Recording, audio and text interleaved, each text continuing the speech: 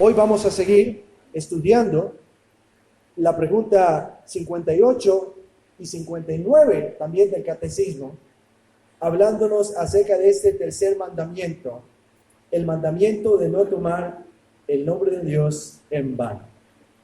Conocer a Dios es de vital importancia para el hombre. Y pensemos en estas palabras del Señor Jesucristo, donde Él dice claramente, conocer a Dios significa tener vida eterna. Juan capítulo 17, versículo 3, palabras de nuestro Señor Jesucristo. Y esta es la vida eterna, que te conozcan a ti, el único Dios verdadero, y a Jesucristo, a quien has enviado. Y entonces la vida eterna consiste en un conocimiento que es doble. En primer lugar, el conocimiento de Dios, el Dios que se ha revelado, como dice Romanos 1:20, claramente desde la creación del mundo, el Dios que ha hablado, como dice Hebreos 1:1, muchas veces y de muchas maneras. Y luego, también la vida eterna consiste en el conocimiento de Jesucristo, quien es el Hijo de Dios, que según Juan 1:14 es la encarnación de Dios, y según Juan 1:18 es quien revela a Dios exhaustivamente. Y allí está la vida eterna, sobre la base de ese conocimiento doble, el conocimiento de Dios y el conocimiento de Jesucristo. Ahora, vea la importancia de conocer a Dios. Debemos conocer los nombres de Dios. Ya les he dado los nombres de Dios para que ustedes los conozcan. Debemos conocer los títulos de Dios. Debemos conocer sus atributos, sus personas, sus actividades, sus ordenanzas, su palabra y también sus obras. Y esto es fundamental. Este conocimiento de Dios es fundamental para el cristiano. ¿Por qué? Porque toda idea sobre Dios influye directamente en nuestra fe. Toda idea que usted tenga sobre Dios va a influir directamente en su fe, pero también toda idea que usted tenga sobre Dios va a influir en la manera en la que usted y yo vivimos. De ahí que debemos procurar tener el mayor conocimiento de Dios. Es imprescindible que nosotros tengamos el mayor conocimiento de Dios que esté disponible. ¿Para qué? Para que podamos temer a Dios, para que podamos servir a Dios y para que podamos honrar a Dios como es debido. Ahora, hay que advertir que este conocimiento de Dios no es un conocimiento meramente intelectual. Esto también es muy importante. No es que usted se sabe de memoria los nombres de Dios y los puede recitar. No es un conocimiento solamente intelectual, sino que es un conocimiento que produce una mayor reverencia al Señor. Es un conocimiento que produce una mejor disposición a la obediencia de sus mandamientos. Cuando nosotros conocemos a Dios, hay un resultado de ese conocimiento. Conocer a Dios, entonces, es tener clara la exigencia bíblica para aquellos que somos sus hijos, dada por nuestro Señor Jesucristo allá en Mateo 5:48. Sed vosotros perfectos, como vuestro Padre que está en los cielos es perfecto. O como lo plantea Pedro allá en Primera de Pedro capítulo 1, versículo 15 y 16. Como aquel que os llamó es santo, sed también vosotros santos en toda vuestra manera de vivir, porque escrito está, sed santos porque yo soy santo. Para el ateo, para el que dice no hay Dios, para el agnóstico, el que dice no hay suficiente evidencia o es imposible conocer a Dios, para ellos no hay pruebas suficientes de la existencia de Dios. Pero permítame presentarle esta mañana 4 argumentos naturales de la existencia de Dios. Permítame hablarle al ateo, permítame hablarle al agnóstico y permítame hablarle al creyente para que sepa también cómo representar su fe. 4 argumentos naturales de la existencia de Dios. Y permítame mencionar estos argumentos. El primer argumento se llama cosmológico. El segundo argumento se llama ontológico. El tercer argumento se llama teleológico. Y el cuarto argumento se llama el argumento moral. Estos son los 4 argumentos naturales que le voy a presentar esta mañana para demostrar que hay pruebas suficientes de la existencia de Dios. Y comencemos hablando del argumento cosmológico. ¿Qué enseña el argumento cosmológico? Permítame dárselo en una sola frase. El argumento cosmológico enseña que todo efecto debe tener una causa adecuada. El universo obedece a una causa y la única causa suficiente es Dios. En Génesis, en el capítulo 1, el versículo 1, la Biblia empieza diciendo: en el principio creó Dios los cielos y la tierra. Y en el Salmo 19, el versículo 1, dice: los cielos cuentan la gloria de Dios y el firmamento anuncia la obra de sus manos. En el libro de Nehemías, el capítulo 9, el versículo 6 declara: tú solo eres Jehová, tú hiciste los cielos y los cielos de los cielos con todo su ejército, la tierra y todo lo que está en ella, los mares y todo lo que hay en ellos, y tú vivificas todas las cosas y los ejércitos de los cielos te adoran. Y el profeta Isaías en el capítulo 66, versículo 2, dice: mi mano hizo todas estas cosas y así todas estas cosas fueron, dice Jehová. El universo obedece a una causa y la única causa suficiente es Dios. Los hombres impíos hacen conjeturas en torno a cuáles fueron las causas del universo. Sus argumentos prueban la oscuridad que hay en sus corazones y al mismo tiempo sus argumentos prueban su resistencia a glorificar a Dios, su resistencia a darle gracias, como dice el apóstol Pablo allá en Romanos capítulo 1, versículo 21. A pesar de conocer a Dios, no lo reconocen como Dios ni le dan gracias, dice Pablo. En cierta ocasión le preguntaron a Richard Dawkins, científico, ateo y evolucionista, quien por muchos años fue catedrático de la Universidad de Oxford. Le hicieron esta pregunta: ¿quién creó los cielos y la tierra? ¿Cómo fue creado? Y esta fue la respuesta que Dawkins dio: por un proceso sumamente lento. Nadie sabe cómo comenzó. Esa fue su respuesta.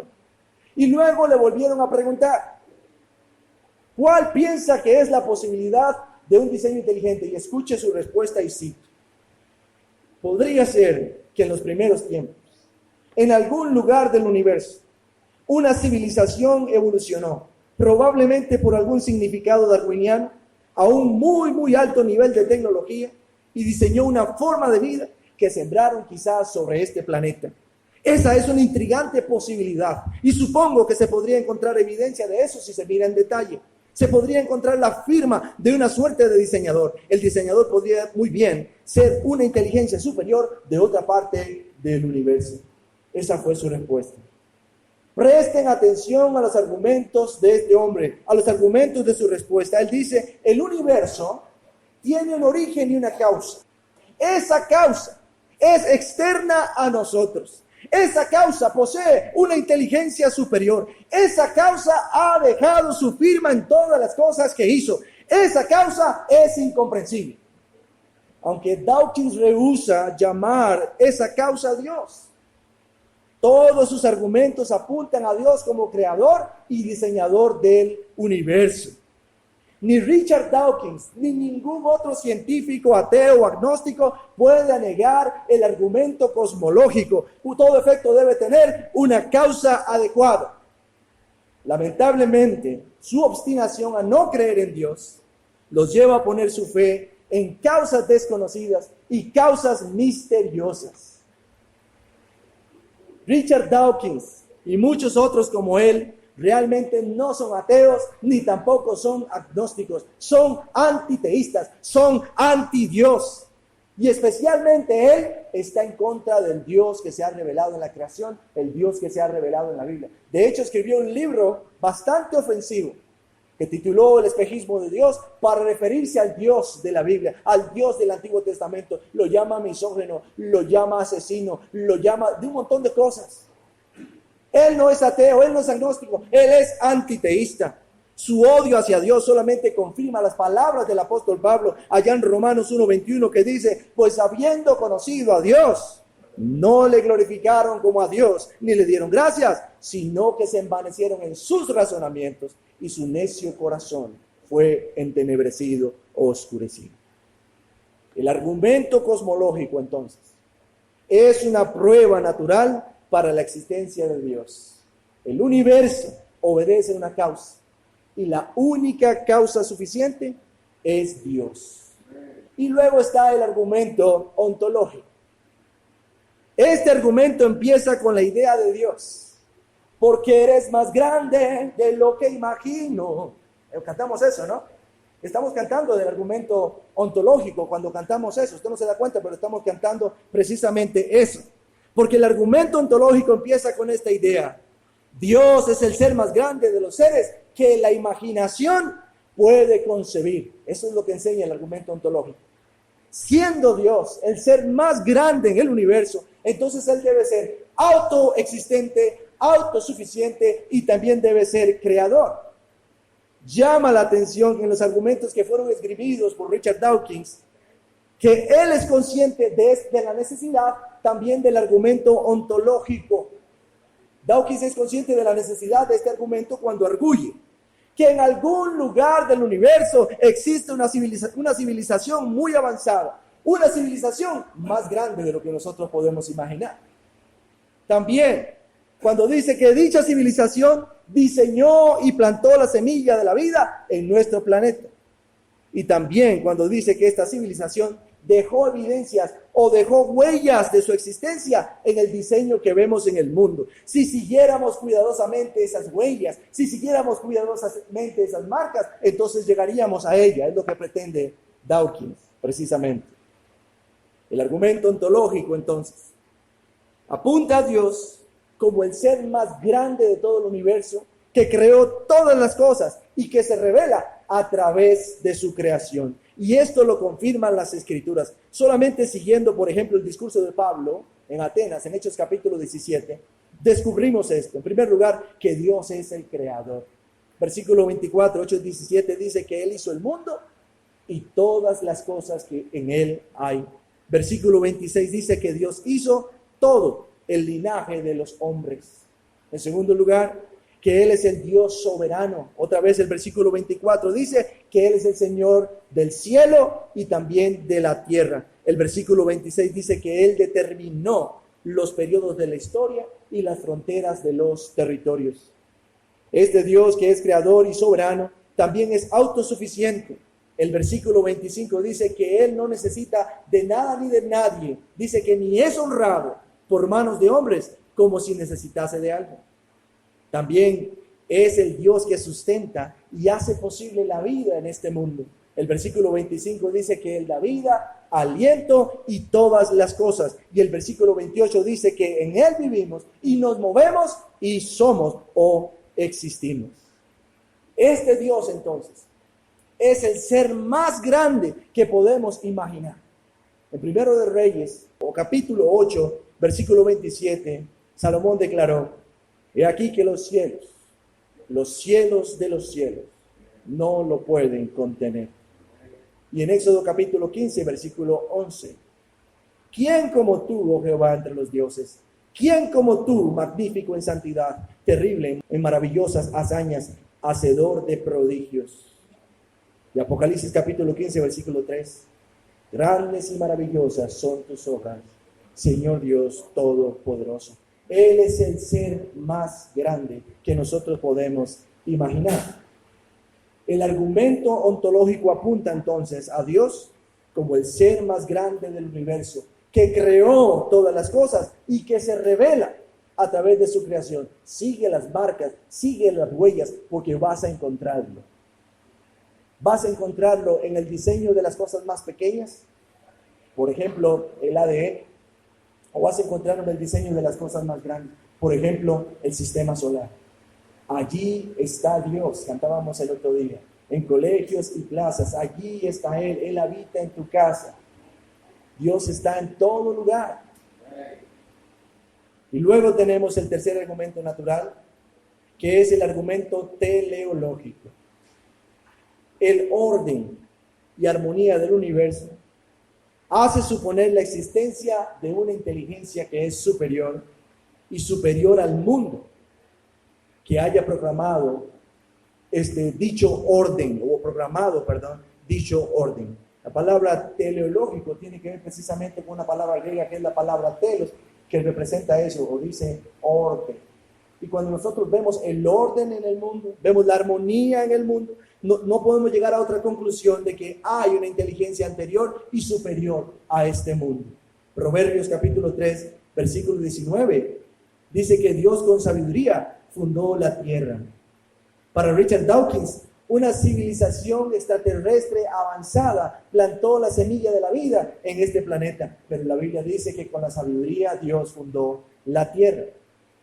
Este mundo, el mundo en el que vivimos, refleja armonía, orden y diseño. Es un cosmos y no un caos. La Biblia enseña que en el principio, Génesis capítulo 1, versículo 2, la tierra estaba desordenada y vacía, y las tinieblas estaban sobre la faz del abismo. Luego, en el versículo 3, dijo Dios, sea la luz, y la luz fue.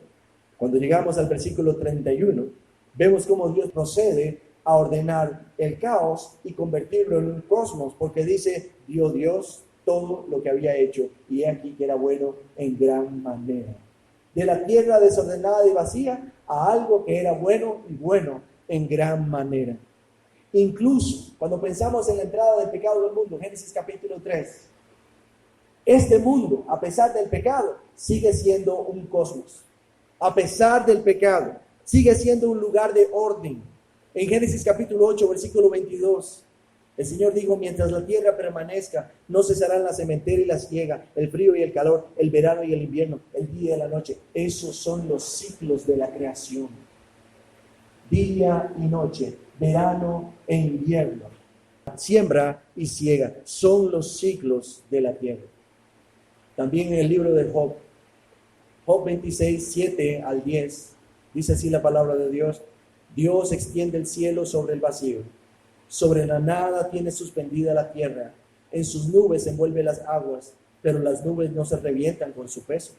Cubre la faz de la luna llena, al extender sobre ella sus nubes, dibuja el horizonte sobre la faz de las aguas para dividir la luz de las tinieblas. Y el Salmo 104:5 declara, Él fundó la tierra sobre sus cimientos, no será jamás removido. Este mundo refleja también un propósito. En Isaías capítulo 45, el versículo 18, leemos el propósito por el cual este mundo existe. Dice, Jehová que creó los cielos, Él es Dios, el que formó la tierra, el que la hizo y la compuso. Dice, no la creó en vano, para que fuese habitada, la creó. Dios creó esta tierra, Dios creó este mundo con un propósito. Ahí vemos también el aspecto del orden. El orden y el propósito de este mundo es demostrar entonces la existencia de Dios. En Romanos 1:20 dice la palabra de Dios, porque las cosas invisibles de Él, su eterno poder y deidad, se hacen claramente visibles desde la creación del mundo, siendo entendidas por medio de las cosas hechas. El mundo creado con un propósito, el orden, la belleza y la virtud que vemos en este mundo, incluso a pesar de que es un mundo caído y un mundo de pecado, nuestras propias ideas de orden y belleza.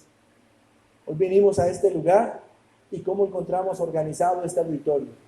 No habían sillas por allá, y sillas por allá, y sillas por allá, y sillas por allá. No, las sillas se organizaron de una manera tal que todo estuviera ordenado. ¿Y de dónde vienen esas nociones de orden? Eso necesariamente viene de nuestra conexión con Dios. Entonces, el argumento teleológico ve a Dios en el orden y la armonía del universo. Si Dios no existiera, si Dios no interviniera en su creación, entonces este mundo sería un caos. Si Dios no estuviera presente, si Dios no estuviera gobernando a su creación, como la Biblia nos enseña, dice que está sentado, dice el profeta Isaías, que está sentado sobre el círculo de la creación, sobre el círculo de la tierra. Si Dios no estuviera presidiendo este mundo sería un caos, pero no lo es. Y finalmente, tenemos el argumento moral. Cuando pensamos en el hombre, tenemos que decir en primer lugar que el hombre es un ser inteligente. Esto lo hace distinto al resto de seres que habitan este mundo. Vivimos en un tiempo de mucho animalismo, donde los animales han sido puestos en un mismo nivel que los hombres, que los seres humanos, donde la gente prefiere ayudar a un animal que ayudar a una persona, donde la gente habla más bien de su perro que lo que habla de su madre, de su padre, de sus hijos o de su cónyuge, por ejemplo. El mundo en el que vivimos prácticamente está denigrando al ser humano para exaltar al animal. Pero cuando nosotros pensamos en el hombre es inteligente. Y eso lo hace distinto al resto de seres que habitan este mundo. Cuando pensamos en los animales, ellos actúan por instinto. Y usted y yo podríamos actuar por instinto también. Pero mejor razonamos, ¿no? Hay personas que dejándose llevar por el instinto actúan como animales. Y es lo que dice Pedro, cuando dice que como animales irracionales se corrompen. Pero en general el hombre actúa o tiene la capacidad de actuar por la razón y no por el instinto. Luego, otra cosa que el hombre tiene es conciencia. Y aquí estamos hablando de un aspecto moral. ¿Qué significa tener conciencia? Tener la capacidad de distinguir entre el bien y el mal. Tenemos, hermanos, la necesidad como hombres, como seres humanos, de que se haga justicia también. ¿No le pasa a usted eso, que cuando usted ve cometer algo que usted considera una injusticia, usted siente la necesidad de que se haga justicia? Si es una injusticia en contra de usted, por ejemplo, usted siente la necesidad de ser restituido. O si es una injusticia en contra de otra persona, usted siente la necesidad de que se haga justicia. En estos días vimos este hecho lamentable de este chofer de autobús que en una disputa por una cantidad de dinero empujó a un hombre por la puerta del bus y tristemente el hombre murió por el golpe que se llevó en la cabeza. Y casi invariablemente toda la gente que ha escuchado hablar de esto dicen: hay que meter a la cárcel al chofer, hay que castigarlo. Están clamando por justicia. Este hombre se equivocó, no razonó, actuó por instinto y mató a este. Yo estoy seguro que este hombre no tenía la intención de matar a un hombre ese día, ni mucho menos a ese hombre en particular. Ese hombre no se levantó en la mañana y dijo: hoy voy a matar a un hombre. No. Y estoy seguro que si ese hombre hubiera sabido que con ese empujón ese hombre iba a morir ahí, él nunca lo hubiera empujado. Y lo hubiera dejado entrar posiblemente. Le hubiera llamado a mí: siéntese ahí. Nunca hubiera peleado. Pero sucedió lo que sucedió. Y ahora todo el mundo tiene una necesidad de que se haga justicia. Hay que castigar a alguien. Y últimamente la gente del mundo dice: la culpa la tiene la sociedad. No hay que culpar a alguien específicamente, sino a alguien en general. Pero sí existe esa necesidad en nosotros de justicia. Y otra cosa que tenemos los hombres es la capacidad de hacer juicios y evaluar nuestros actos y los actos de los demás. Hacemos algo bueno y decimos: qué bien esto que acabo de hacer, estoy bien, siento orgulloso. Hacemos algo malo y nos reprochamos: ¿por qué lo hice? Vemos que alguien hace algo bueno y lo felicitamos: qué bueno esto que acabas de hacer. Vemos que alguien hizo algo malo y lo reprochamos: eso no se hace. Tenemos esa capacidad, los seres humanos, de hacer juicios, evaluar nuestros actos y los actos de los demás. Otra característica del hombre, además de su inteligencia y esa capacidad de discernir el bien y el mal, es que el hombre es religioso por naturaleza. Usted puede hacer un estudio de la antropología a lo largo de toda la historia y siempre va a encontrar una característica en el hombre antiguo y aún en el hombre moderno: es un adorador. Escuchamos hablar de los grandes edificios que construyeron, por ejemplo, a nivel de Mesoamérica, los mayas, los aztecas. ¿Qué construían ellos? Santuarios, templos, además de almacenes para guardar alimentos. En esos lugares estaban sus templos, estaban sus santuarios. Eso era así en Egipto también, en Mesopotamia. Eso fue así aquí en Latinoamérica. ¿Por qué? Porque el hombre es religioso por naturaleza. El hombre es un ser espiritual. El hombre tiene un corazón orientado a la adoración. Así es. Y todos estos aspectos, la inteligencia, la conciencia y la espiritualidad, es un reflejo de la imagen de en nosotros. Es un reflejo de la imagen de Dios en usted y en mí. La inteligencia, la conciencia y la espiritualidad.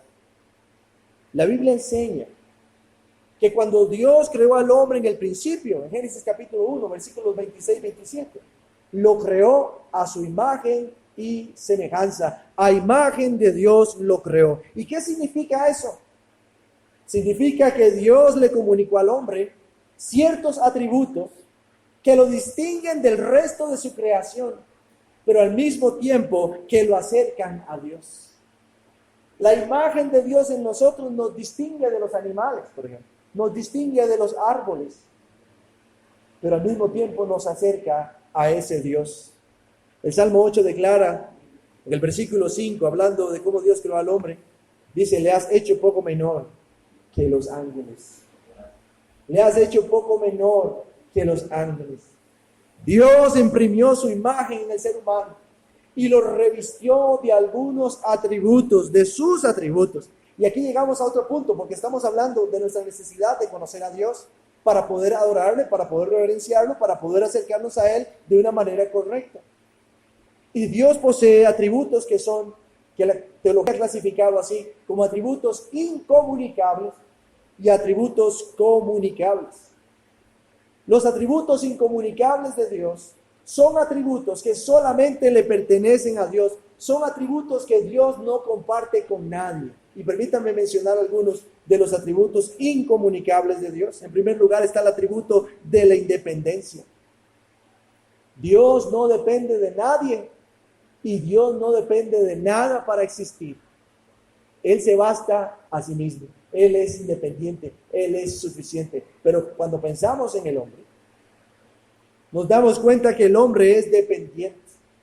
En primer lugar, es dependiente de Dios para vivir, pero también es dependiente de otros como él para poder sobrevivir.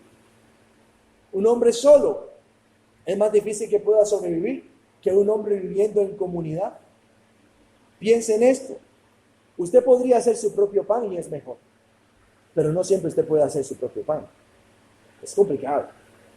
Usted tiene que tomar la masa, fermentarla, luego moldearla, luego cocerla.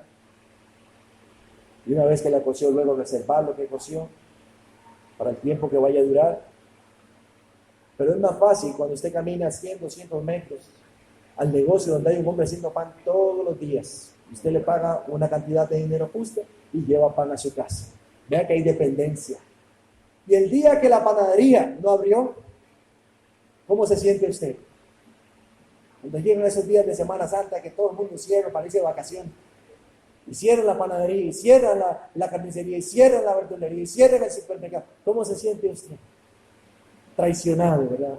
Que usted depende de ellos para comer, para beber, para satisfacerse. El hombre es dependiente, pero primero depende de Dios. Pienso en las palabras de Pablo en Hechos 17:28 que dice: necesitamos a Dios para vivir, movernos y existir. Otra característica de Dios, otro atributo no comunicable, es la inmutabilidad. Y eso quiere decir que Dios no cambia, que Él siempre es el mismo. En Malaquías 3:6 el Señor dice: porque yo, Jehová, no cambio. En Santiago capítulo 1, versículo 17 dice que Él es sin cambio, sin sombra de variación. Pero otra vez pensemos en el hombre. El hombre es mutable. El hombre está en constante cambio.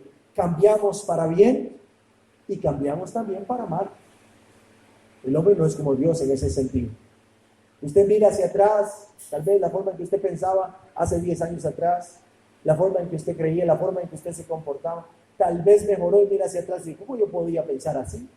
¿O cómo yo podía actuar así? ¿O cómo yo podía decir esas cosas?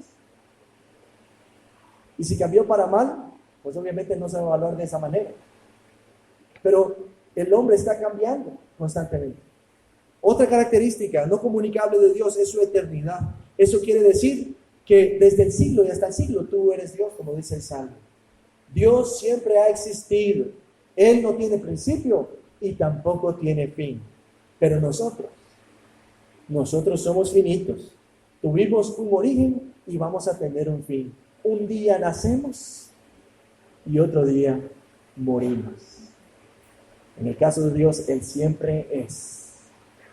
Él siempre permanece. Otra característica de Dios, características muy conocidas, son estas: omnipresencia, omnisciencia y omnipotencia. Omnipresencia quiere decir que Dios está en todo lugar y que la presencia de Dios lo llena todo. En el Salmo 139, el salmista habla de esta realidad, versículos 7 al 12. Habla de la omnipresencia de Dios. ¿A dónde me iré de tu espíritu? ¿Y a dónde huiré de tu presencia? Si subiera a los cielos, allí estás tú. Y si en el Seol hiciera mi estrado, he aquí, allí estás tú. Si tomare las alas del alba y habitar en el extremo del mar, aún allí me guiará tu mano y me asirá tu diestra. Si dijere ciertamente las tinieblas me encubrirán, aún la noche resplandecerá alrededor de mí. Aún las tinieblas no encubren de ti, y la noche resplandece como el día. Lo mismo te son las tinieblas que la luz. Dios está en todas partes, Él lo llena todo. El hombre está limitado por el tiempo y por el espacio. Usted está aquí, no está en su casa, ¿verdad? Usted está ocupando aquel lugar y no es. Nosotros no somos como Dios, no somos omnipresentes. La omnipotencia de Dios nos enseña que Dios es todopoderoso y su poder no tiene límites. Él, como dijo Nabucodonosor, puede hacer todo lo que Él quiera y nadie le pregunta qué haces. Pero cuando pensamos en el hombre, en contraste con Dios, el hombre es frágil. La Biblia dice que el hombre es como la hierba del campo. Nuestro vigor y nuestra fuerza están menguando cada día de nuestra existencia. Yo me veo a mí mismo a los 20 años y ahora me veo a mí mismo a los 43 años y me doy cuenta que he perdido mucho de mi vigor, mucho de mi fuerza. Me doy cuenta que estoy menguando. Cuando cumpla 60, si Dios me permite llegar allí, esa realidad será todavía más clara para mí. Ahora lo percibo, pero más allá, conforme voy más allá, me doy cuenta que voy menguando. ¿Por qué? Porque yo no soy omnipotente. Dios sí. Es su fuerza, su poder no tiene límites. Y luego está la omnisciencia. Dios posee todo conocimiento. Y ese conocimiento de Dios es verdadero, es completo y es exhaustivo. Dios sabe lo que usted y yo estamos pensando en este momento. Dios sabe la siguiente palabra que usted va a decir. Dios sabe cómo va a ser su día de mañana. Él conoce todas las cosas. Pero cuando pensamos en nosotros, los hombres, nos damos cuenta que nuestro conocimiento es limitado. Tenemos un conocimiento limitado de Dios, pero podemos aprender. Pero nuestro conocimiento de Dios es limitado. Y también tenemos un conocimiento limitado del mundo que nos rodea. Sabemos que existe un mar, por ejemplo, pero nosotros no tenemos un conocimiento completo de lo que hay ahí. Se habla de que el mar es un lugar de grande misterio. Hay gente que dice, ¿por qué están queriendo ir a explorar el espacio si ni siquiera han explorado el mar para conocerlo? Sabemos que existe un espacio, pero nuestro conocimiento de él está limitado. Incluso tenemos un conocimiento limitado de nosotros mismos. ¿Cuántas veces le ha pasado a usted lo que dice, ay, me duele algo aquí? ¿Qué será? Un conocimiento limitado de usted mismo. Usted no sabe. Pero Dios lo sabe todo. Y ahí vemos entonces esos atributos de Dios que son suyos, que lo hacen distinto a nosotros. Pero luego están los atributos que Dios comunica o que Dios comparte con sus criaturas. Le doy una lista poquita porque son varias cualidades que Dios comparte. Por ejemplo, Dios tiene una naturaleza que es bondadoso. Él es bueno, siempre bueno. Y Él ha puesto en nosotros esos principios de bondad. Dios también es amoroso. Juan dice, Dios es amor. El amor es de Dios. Y Dios ha puesto en nosotros esos principios de amor también. También Dios es misericordioso. Él muestra compasión por sus criaturas y actúa en favor de ellas buscando su bien. Y Dios ha puesto en nosotros esos rasgos de misericordia también. Asimismo, Dios es santo. Dijimos que principalmente eso significa que Él es distinto a nosotros, pero en un sentido moral, Él está separado del mal y defiende su honor. Y Él ha puesto en nosotros esa misma santidad. Por eso nos dice, sean santos como yo soy santo. Ahora hay que aclarar algo en relación con esos atributos comunicables de Dios. Estos atributos se manifiestan de manera perfecta en Él, pero en nosotros se muestran de manera atenuada. Yo no soy todo amor, todo misericordia, todo bondad. Tengo momentos de bondad, misericordia y amor, pero también tengo momentos de ira, de enojo, de ingratitud por causa del pecado. El pecado precisamente es lo que opaca la belleza y la fuerza de los atributos de Dios en el hombre, el pecado. Pero volvemos a la idea del argumento moral. La capacidad moral del hombre, su capacidad intelectual y espiritual, toda ella viene de Dios. Si somos capaces de distinguir el bien del mal, es porque alguien superior a nosotros, un legislador universal, ha establecido lo que es bueno y lo que es malo y nos lo ha comunicado, nos lo ha transmitido. ¿Dónde? A nuestras mentes y corazones. Un legislador universal. Por eso es que usted y yo podemos distinguir el bien del mal. En Romanos capítulo 2, versículos 14 y 15, el apóstol Pablo escribe: porque cuando los gentiles que no tienen ley hacen por naturaleza lo que es de la ley, estos, aunque no tengan ley, son ley para sí mismos, mostrando la obra de la ley escrita en sus corazones, dando testimonio su conciencia y acusándoles o defendiéndoles sus razonamientos. Pablo dice que los gentiles no tienen ley, se refiere a los no judíos. Y esta expresión, que los gentiles no tienen ley, debe ser entendida en el contexto de que, a diferencia de los judíos, los gentiles no recibieron una ley escrita en tablas de piedra, a diferencia del pueblo judío, una ley objetiva. Pero a pesar de eso, los gentiles cumplen la ley de forma natural. ¿Y por qué lo hacen? Porque tienen la ley escrita en sus corazones. Porque Dios ha escrito su ley en sus corazones. Pensemos en la segunda tabla de la ley moral de Dios. La segunda tabla de la ley moral de Dios describe nuestros deberes para con nuestro prójimo. La segunda tabla de la ley moral de Dios nos dice: honra a tus padres, no mates, no cometas adulterio, no robes, no difames, no codicies. En todas las sociedades humanas, esos mandamientos que yo he mencionado son tenidos por buenos, son tenidos por justos y necesarios, aunque ellos no hayan escuchado nunca decir que hay un Dios que dice: no mates, no robes, no codicies, no adulteres. Pero ellos tienen todo esto por bueno, justo y necesario. La pregunta es: ¿de dónde viene este conocimiento? ¿Quién les dijo a ellos que estas leyes eran buenas, justas y necesarias?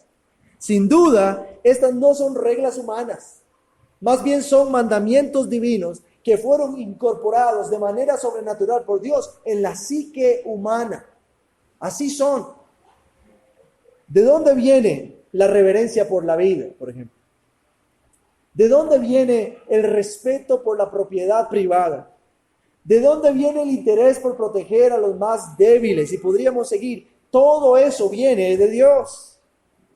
Ahora bien, a causa del pecado, muchas veces la conciencia humana es cauterizada. Cauterizar significa quemar con un hierro. En estos días estaba cocinando en la parrilla de la casa. Y mientras estaba haciendo una maniobra, puse mi mano por accidente en el borde de la parrilla y me quemé. Pero inmediatamente me quemé, me sané. ¿Por qué? Porque la herida se cauterizó, no hubo sangre, pero la herida cauterizó. Ahora yo me toco y no me duele. ¿Por qué? Porque está cauterizada, hay una cicatriz allí. Y muchas veces la conciencia humana sufre de lo mismo, se cauteriza.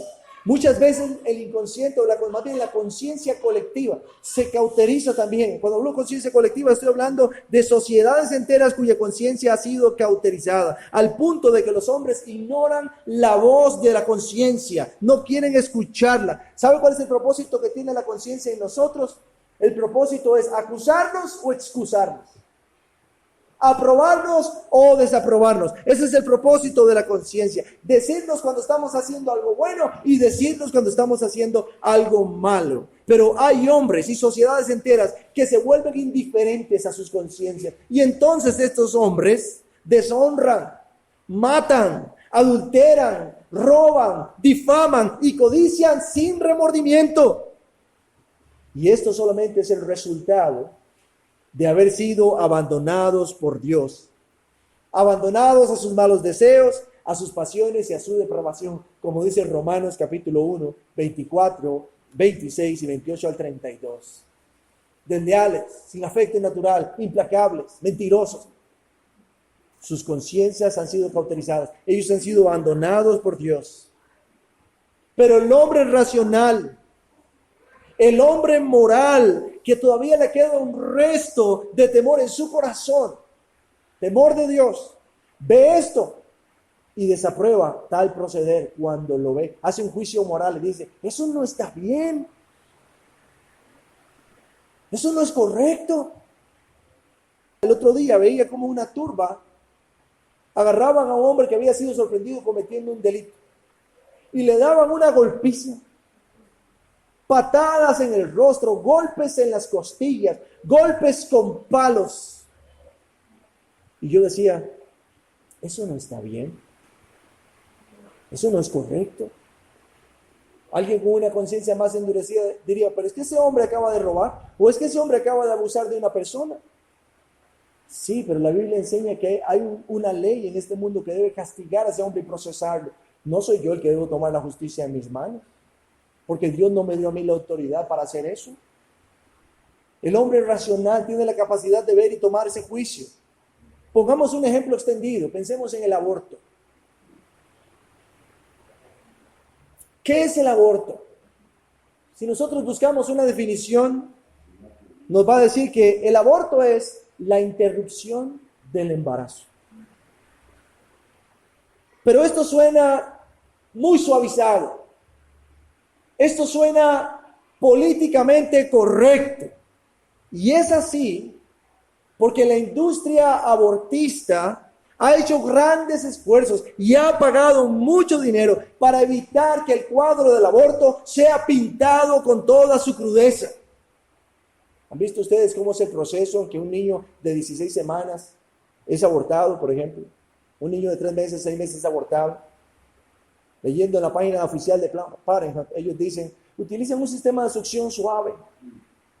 Un sistema de succión suave que cuando lo succionan lo desmembran, le arrancan sus brazos, le arrancan sus piernas, le aplastan su cabeza. Eso es horrible.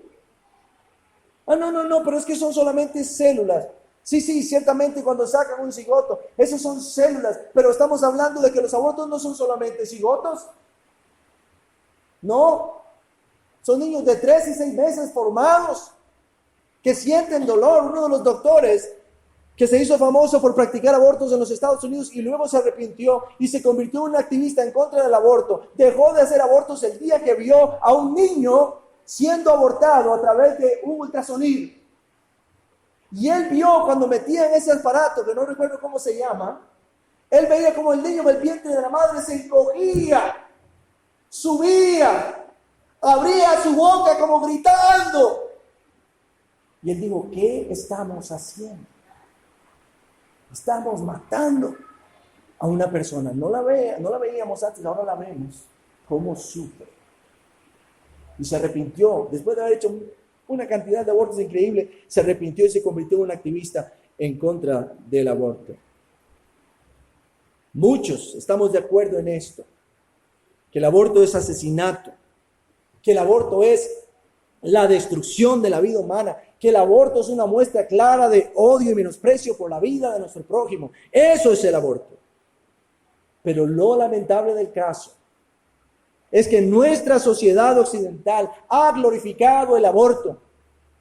Se presenta como un derecho humano. En la página oficial de Human Rights dice que el aborto es un derecho humano. ¿Un derecho de quién? Un derecho de la mujer a asesinar a sus propios hijos en el vientre materno sin tener consecuencias. ¿Y los derechos del que estaba en el vientre? No, porque la psicología me enseñó que no hay ser humano fuera de la interacción social. Y como todavía no he interactuado, no puede ser considerado un ser humano. La práctica del aborto es inhumana. Y a pesar de esto, nuestra sociedad se muestra indiferente frente al asesinato de bebés en el vientre materno. La Organización Mundial de la Salud dice que alrededor de 56 billones de abortos inducidos se practican cada año. 56 billones de abortos. Eso no es poca cosa. En este país somos solamente 5 o 6 millones de personas. 56 millones. Y este es un claro ejemplo de una conciencia cauterizada por el pecado. La influencia de la ley universal de Dios en nuestros corazones nos lleva a valorar la vida humana. La vida humana en cada etapa de su desarrollo, incluyendo la etapa embrionaria.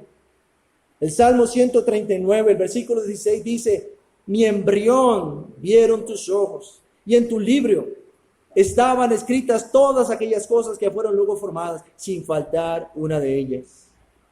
Pero por la influencia de la ley del pecado, comenzamos a menospreciar y descuidar lo que debía ser honrado y protegido. Sucede como en la novela de George Orwell, Rebelión en la Granja.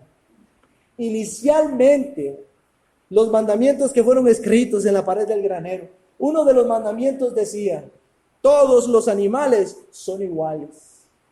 Todos los animales son iguales. En la granja habían chanchos, que eran los líderes, por cierto. Los chanchos representaban la clase política. En la granja habían gallinas, vacas, ovejas, caballos. Todos los animales son iguales. Pero cuando Napoleón tomó el control de la granja, que era un cerdo, hizo algunas reformas, incluso a la ley, y mandó a escribir, debajo de aquel mandamiento que decía todos los animales son iguales, mandó a escribir: pero hay algunos animales más iguales que otros. Y eso fue lo que añadió: hay algunos animales más iguales que otros. En principio, por la influencia de la ley universal y su legislador, nosotros reconocemos que toda vida humana es valiosa. Toda vida humana es valiosa. Pero debido a la influencia del pecado, parece ser que algunas vidas valen menos que otras. ¿Se da cuenta? El aborto dice eso. La vida de la madre que está frustrada, que no quiere tener al niño, vale más que la vida del niño en el vientre de ella.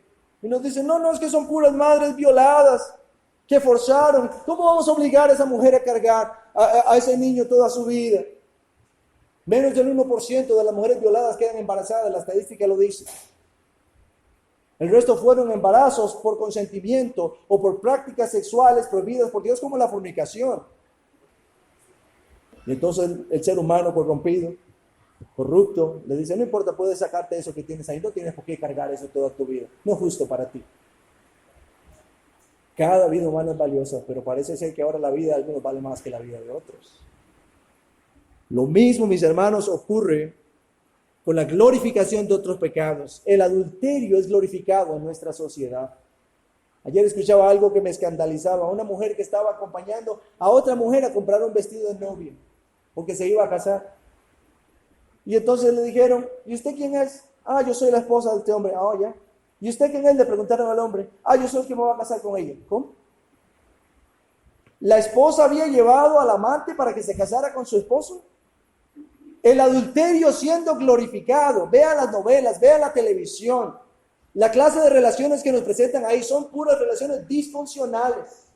La fornicación es glorificada. Estamos hablando de todo tipo de inmoralidad sexual.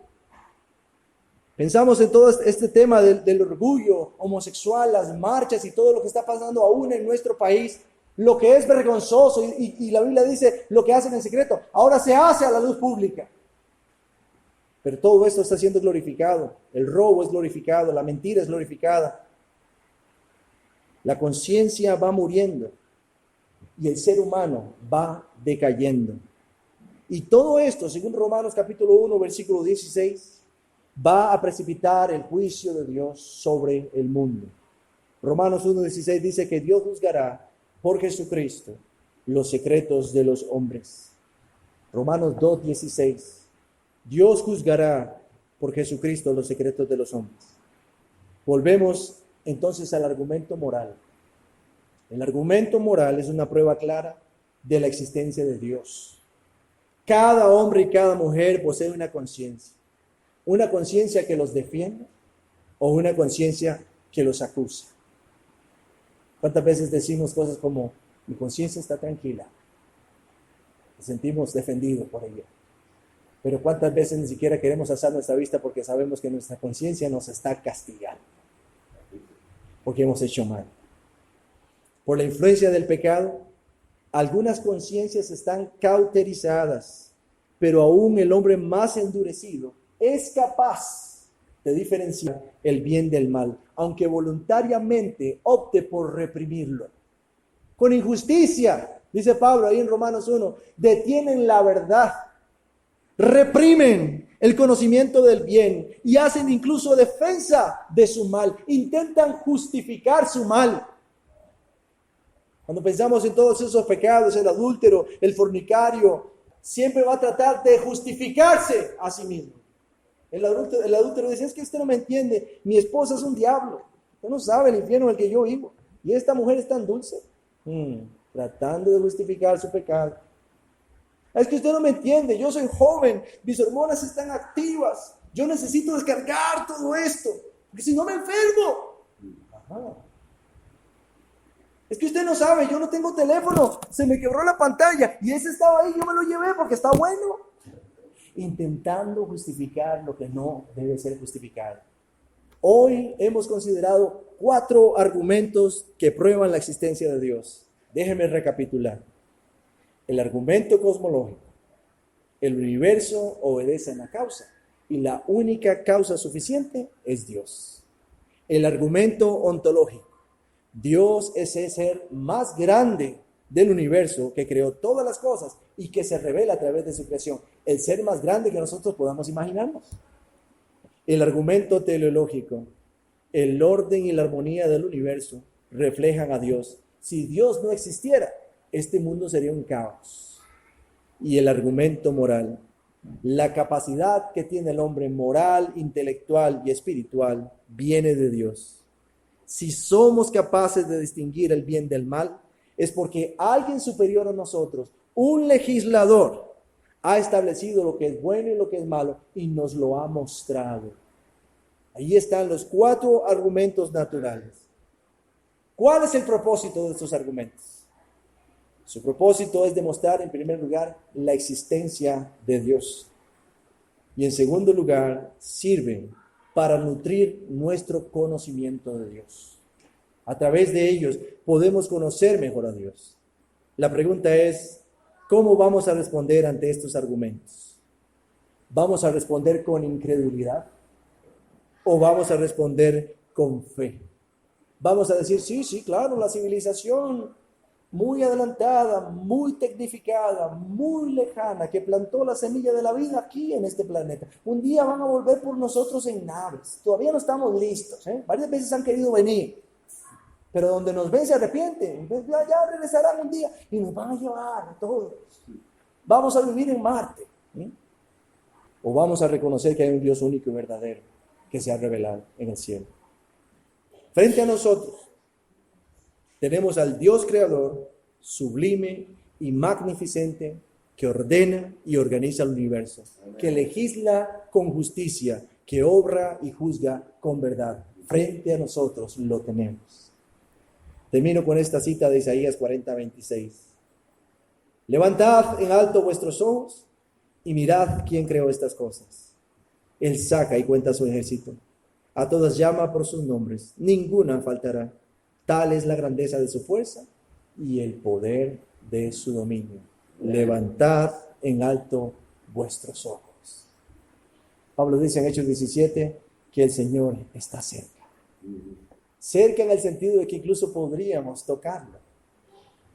Él no está lejos de ninguno de nosotros. En Él vivimos, nos movemos y existimos. Somos sus descendientes, linaje suyo somos. Vamos a orar.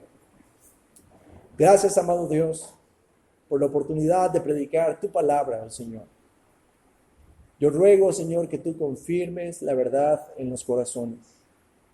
Yo ruego, Señor, que aquellos que son creyentes sean afirmados en su fe. Que aquellos que son incrédulos, oh Señor, sean corregidos en su incredulidad. Que aquellos que están en la oscuridad puedan venir a la luz. No estamos tratando, Señor, de llevar a la gente a tener una fe ciega, no, porque nuestra fe es informada, porque nuestra fe es robusta y está nutrida, no solo por tu palabra, sino por tu creación y aún por lo que has puesto dentro de nosotros. Yo ruego, Señor, que te reveles a nuestros hijos y a nuestras hijas, para que ellos puedan verte como nosotros te vemos, oh Señor. Yo ruego que tengas misericordia de cualquiera que estando en este lugar permanezca en muerte, sin darse cuenta, oh Señor, inconsciente de su desesperanza, inconsciente de su ruina, inconsciente, oh Señor, de que está condenado, para que, oh Señor, pueda alzar sus ojos, como dice el profeta, y mirar a Dios, alzar sus ojos y creer en Cristo, alzar sus ojos y ser salvo, oh Señor. Gracias por tu bondad, gracias por tu amor, gracias por tu misericordia, gracias por las cosas tuyas que nos has dado a nosotros. Y gracias porque podemos verlas muchas veces. Oh Señor, límpianos del pecado que desdibuja esa gloria que has puesto en nosotros, oh Señor, tu gloria. Y permítenos vivir frente a la luz de tu rostro en este mundo perverso, oh Señor. Ten misericordia de nuestra sociedad que glorifica el pecado, que cauteriza su conciencia, que promueve la iniquidad. Ten misericordia, oh Señor.